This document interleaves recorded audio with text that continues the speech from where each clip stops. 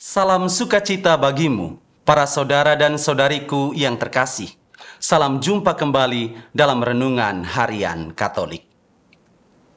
Seorang motivator terkenal tanah air yang bernama Mario Teguh pernah berujar demikian. Kekayaan yang pertama dan utama adalah iman.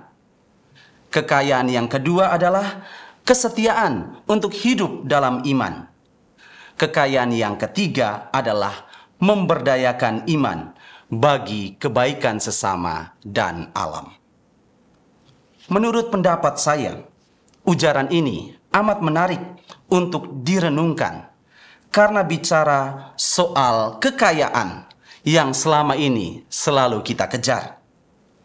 Entah disadari atau tidak, kita seringkali mengartikan kekayaan sebatas materi berharga saja, seperti uang, properti, emas, atau aset lainnya.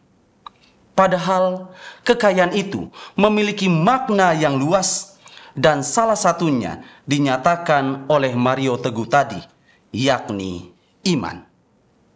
Iman memang merupakan suatu konsep yang abstrak, namun iman bukan berarti tidak berharga.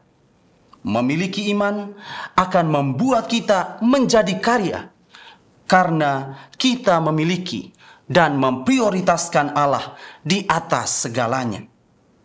Bila dibandingkan dengan semua ciptaan yang ada di dunia saat ini, Allah lebih unggul dan tidak terkalahkan sedikit pun, karena Allah adalah pencipta sekaligus pemilik semuanya ini.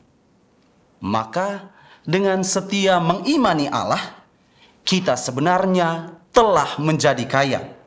Dan dengan tekun memperhatikan kebaikan bersama sebagai perwujudan iman kita, kekayaan kita itu makin bertambah.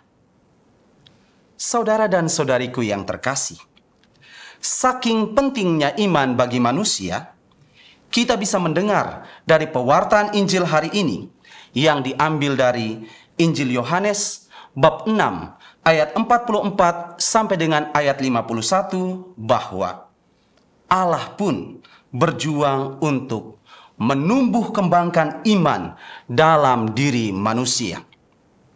Perjuangan Allah ini bisa disimak dari perkataan Yesus sendiri saat ia berada di rumah ibadat di Kapernaum. Tatkala berhadapan dengan banyak orang yang ingin mendengar pewartaannya, Yesus berkata bahwa Allah senantiasa mengajari manusia dengan berbagai cara. Salah satunya lewat kesaksian para nabi. Para nabi adalah utusan Allah.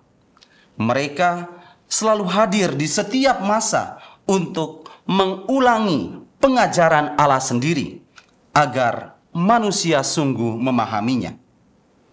Allah ingin manusia memiliki pemahaman yang baik tentang pengajarannya, karena hanya dengan cara demikian manusia dapat beriman kepada Allah.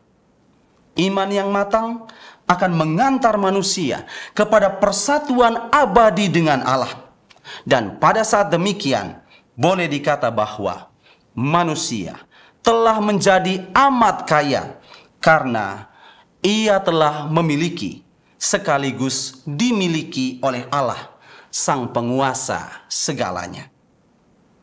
Semangat Allah untuk menumbuhkan iman dalam diri manusia ini ternyata tidak cukup ditampakkan dalam kesaksian dari para nabi saja. Tetapi Allah juga turun tangan sendiri dalam rupa aneka karya Yesus. Yesus katakan bahwa siapa saja yang telah mendengar dan menerima pengajaran dari Bapa akan datang kepadanya, karena dirinya lah puncak pengajaran itu. Semua nubuat para nabi tentang keselamatan mengarah kepada kehadiran Yesus. Perutusan Yesus bukanlah suatu peristiwa yang terjadi secara tiba-tiba, tetapi telah direncanakan dengan amat baik oleh Bapa sendiri.